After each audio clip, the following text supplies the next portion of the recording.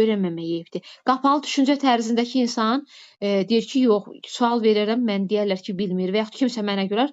Xeyr, açıq düşüncə tərzindəki insan deyir ki, yox, bilmirəmsə suallar verəcəm, öyrənəcəm və yaxud gedib açıb öyrənəcəm. Bax bu qaydada.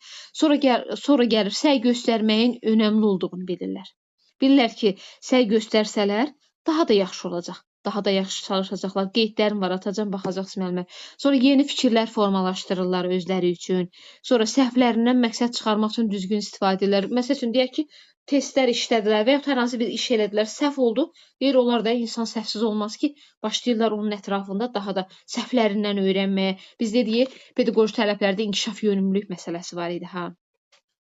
Orada deyirik, səhvləri müzakirə edirdik, şagirdlər səhvlərindən öyrənir. Burada da açıq düşüncə tərzinə malikdirlər. Deyir ki, səhvlər etsək də səhvlər üzərində öyrənəcəyik. Nə olar ki, səhv edirik? Bax bu qaydada. Sonra gəldik, dedik ki, tənqidi və söylənilən fikirlərə qulaq asırlar. Ola bilər ki, hər hansı bir tənqidi fikir elədik. Biz dedik, müəllim mədəni davranış qaydasında tənqidi fikirləri